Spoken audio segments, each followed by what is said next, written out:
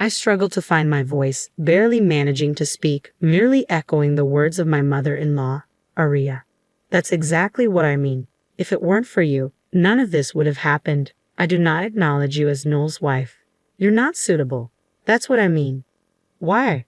Why all of a sudden? Why say such things? I questioned, bewildered by the sudden onslaught of accusations. It's a problem that you've lied this long without understanding such things. Realize it. It's true what they say, children from low-level single-parent homes have issues. Seeing you has only reinforced that belief, Aria continued, her words cutting deep.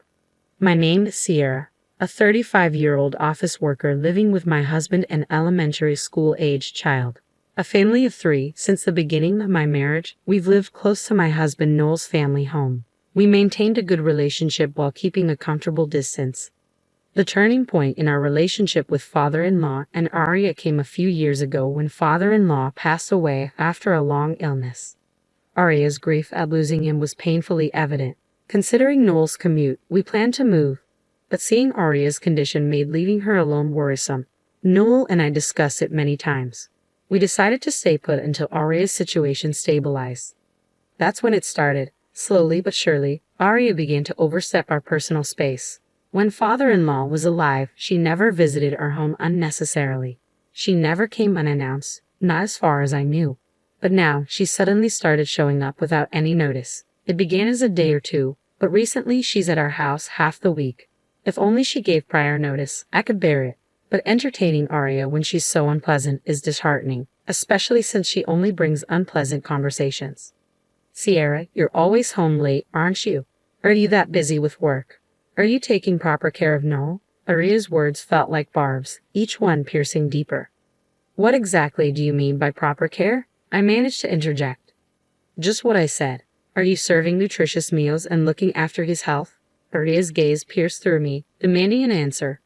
Noel is the pillar of our family, my precious son, I responded, trying to defend myself.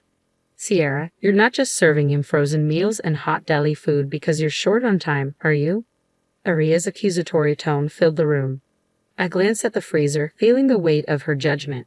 Oh, well, not always, but sometimes yes. Not having time is just an excuse. Stop making excuses, Sierra. Show some responsibility as a homemaker in charge of your family's health. Aria lectured, her words like a relentless barrage. Aria, a longtime middle school teacher, always judged everything by her standards without considering others. Since a minor incident in middle school due to my family background, I've had a poor impression of teachers, including Aria. I couldn't say anything and just listen during her lectures, maybe seeming unreliable. But as Aria's behavior gradually changed, it became harder to bear. Before, she used to come unannounced to lecture or make snide remarks. But lately she started bringing homemade meals, always in such large quantities that our family couldn't finish in one go, mostly Noel's favorites. At first, I thanked her for her efforts. Encouraged by this, Aria began bringing food daily. Sierra, I understand you're busy, but can't you come home earlier? The meals I prepare get cold because I can't get them inside. I want Noel to eat them while they're hot, Aria would say, her tone dripping with expectation. I'm sorry. I do want to come home early, but it's just a busy period at work right now, I'd explain, feeling the weight of guilt on my shoulders. But you say that, yet isn't it just that you're not good at your job? I heard on TV recently that people who are good at their jobs manage to leave on time. On the contrary, those who aren't good stay late and work overtime. It's like they were talking about you, Sierra. Aren't you, in fact, not good at your job? Aria's words stung, each one a sharp reminder of my perceived shortcomings. No, that's not it. I think I do my job well enough. I try to defend myself, but Aria's disapproving gaze made me feel small. I'm only making and bringing these meals because you always serve hot deli food. Don't you understand that if you come home late because of work, it's all for nothing? Don't you feel even a bit sorry for receiving all these meals I've made? Aria's frustration was palpable, her words hanging in the air like an accusation. I never asked her to cook for us. Neither did Noel. Of course, I thanked her and accepted the meals, but it was all Aria imposing her goodwill. It was a nuisance, albeit one I was grateful for. Then one day, Aria said something that pushed me to my limit.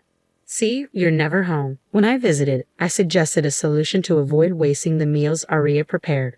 I think it's better if I also have a key to your house. That way, I can drop off the food anytime. Plus, with things being unsafe these days, I can quickly come over if something happens. Just ask Noel to give me the spare key, okay? Hearing this, I realized I couldn't handle it alone anymore. I consulted Noel about Aria's request. Noel, I need to talk to you about your mom. I can't handle this by myself anymore. What happened? Aria visits our house daily, always without any notice. I do my best to accommodate her when I can, but I can't always be available. I have my own schedule too, I explained. Yeah, I get it. And now she wants a spare key to our house. It's hard enough as it is, but if she can enter when we're not home, that's unbearable. If we give her one, she might start coming over all the time. Just the thought is frightening. I'm sorry to speak this way about your mom. Seriously, Mom said that. I don't like the idea of her coming in with a spare key either, Noel responded sympathetically. Okay, I understand it might be hard for you to say so. I'll talk to her clearly about it, Noel promised. I was glad I talked to Noel. The next day while I was at work, Aria called. Sierra, what time will you be home today? What do you mean? Well, I made too much beef stew, Noel's favorite. I thought I'd bring it over. So what time will you be home? I see. In that case, I should be home a little after 7, so I'll definitely be there by 7:30. All right, I'll come around then, thanks. It might have been the first time Aria called before visiting. Noel must have talked to her already. I was impressed by how quickly things changed. But honestly, I didn't just want her to call before visits. I wanted her to stop visiting altogether.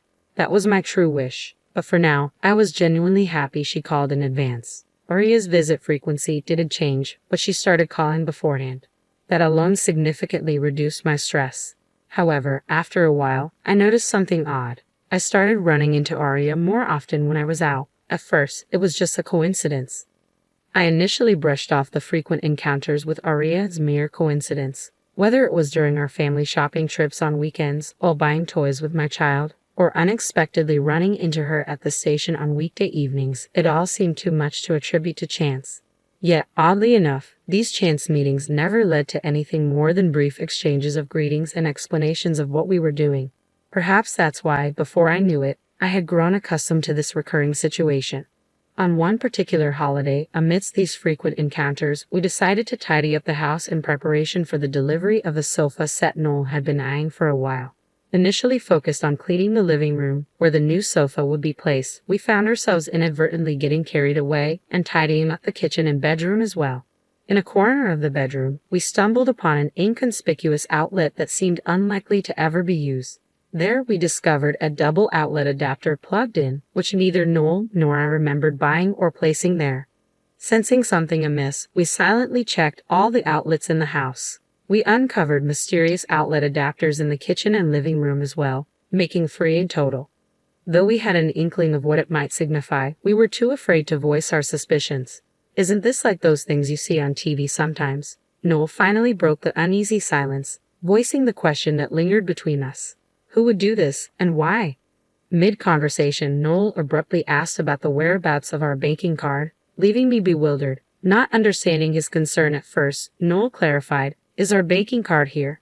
Has it gone missing?" His words sent a chill down my spine. With mounting unease, Noel gestured for us to move to the living room, cautiously suggesting that we might be bugged. "It's better not to talk about it here. We should be safe here. It's far enough," he whispered, trying to reassure me. As panic threatened to set in, I reached for the phone to call the police. But Noel stopped me, advising caution. "While it's good to report to the police, let's wait. Reporting without knowing who did it might just waste time," he cautioned, his voice tense with apprehension. "I had an idea. We can report it," Noel suggested. After sharing his plan with me, I felt an immediate urge to report it. But Noel seemed to have a hunch. That night, we carefully placed the double outlet back in its original spot, wrapping it in newspaper. With a fan blowing on it continuously, we set up a camera. At 2 a.m. the front door quietly opened, and a figure slipped inside, heading straight for the living room. As the figure entered, it picked up the double outlet, inspecting it closely. We captured every move on camera, and without warning switched on the living room lights. The figure panicked at the sudden brightness. I was momentarily stunned, yet it also felt expected. It was Aria. "So it was you? We need an explanation, Mom." Noel spoke calmly but with underlying anger. Yet Aria redirected her anger towards me. "Sierra, what is this all about? Even Noel is looking at me like that. What's going on? Don't play dumb. What were you checking by sneaking into our house in the middle of the night? I demanded, struggling to contain my frustration. What does it matter? More importantly, why are you two so angry with me? Arya retorted defensively, failing to grasp the severity of her actions. This was all my husband's idea. We're the ones asking for an explanation, not you, Arya. If you have something to say, answer our questions first, I asserted firmly. Sierra's right. If you're going to play dumb, we'll call the police. Understand? Noel's voice was cold, and Arya's demeanor shifted as she realized there was no room for negotiation. Reporting to the police? That's an overreaction. We're family. There's no need for such formalities. This is all a misunderstanding, so let's not make a big deal out of it, Arya pleaded, attempting to downplay the situation. A misunderstanding, you say? Then you better explain yourself clearly to clear it up. Unless we are not convinced, I challenge, my patience wearing thin. Still claiming it's a misunderstanding. At this point, there must be a good reason for it, right, Mom? Noel's tone was resolute. Well, it's just, loneliness. I was lonely, so I did it, Arya confessed, her justification falling flat in the face of our disbelief. Unaware that Arya had been eavesdropping and monitoring our movements, I had struggled with the invasion of my personal space. Blaming myself for not handling it well, I had pushed myself to the limit. But now, it was clear that Arya's eavesdropping had been the root cause of my discomfort all along. A mix of relief and anger surged within me as I realized it wasn't my fault, but rather Arya's actions that had caused this turmoil. Naturally, my tone and attitude towards her turned harsher. Do you really think that reason is enough for us to be satisfied? What you're doing, Arya, is absolutely inexcusable. Don't you understand that? I confronted her, my frustration palpable. Sierra's right, Mom. We can't accept that reason, and we can't forgive what you've been doing. I hate to say it, but what you're doing is wrong. If things continue like this, we can't have a relationship like before, Noel added firmly. Wait, Noel, I'm your parent. How can you say such terrible things to your own mother? You weren't like this before, were you? Arya's plea was desperate, seeking pity. But Noel remained cold and distant. Who's causing this, Mom? You won't admit your own actions and your reasons are selfish. It's obviously wrong. Enough is enough. We're leaving here. Of course, we won't tell you where we're moving. No. Why? Arya, please stop. You betrayed your own son. Don't you understand how he feels? I interjected, hoping for reconciliation. But my attempts fell on deaf ears. Arya's sudden outburst shocked me. It's all because of you. If you hadn't been here, I wouldn't have had to do any of this. If only you hadn't married Noel, she accused, her words filled with bitterness. I couldn't comprehend the sudden outburst from Arya. My fault? I managed to speak, echoing Arya's words. That's exactly what I mean. If it weren't for you, none of this would have happened. I do not acknowledge you as Noel's wife. You're not suitable. That's what I mean. Why? Why say such things so suddenly? It's a problem that you've lived this long without understanding such things. Realize it. It's true what they say. Children from low-level single-parent homes often have issues. Seeing you has only reinforced that belief, Arya retorted, her hostility evident. Noel, finally catching up to the situation, hurriedly tried to stop Arya. Mom, what are you saying all of a sudden? Do you realize what you're saying? He questioned, his concern evident. I thought you would feel constrained by marrying a woman from such a low-level family. That's why I was monitoring to prevent any problems. It's all for your sake, Noel, Arya confessed abruptly. Her words left us baffled, especially Noel, who seemed to be encountering this side of his mother for the first time. He was unsure how to react. My confusion differed from Noel's. I was puzzled by Arya's choice of words directed at me. They felt oddly familiar. Eventually, a memory resurfaced, and I decided to confront Arya. Arya, I heard you were a middle school teacher. Is that true? I asked, seemingly diverting from the situation at hand. Her exaggerated reaction to my question sparked a realization within me. If you were a middle school teacher, you must know many other teachers, right? There's a teacher I can't forget. Is she perhaps an acquaintance of yours? I mentioned a name, and Arya's reaction confirmed my suspicions. She became visibly shaken and stuttered in response. Why that name? I prodded further, now certain of the connection. It seemed my former middle school homeroom teacher was a point of contention. I thought so. It's connected.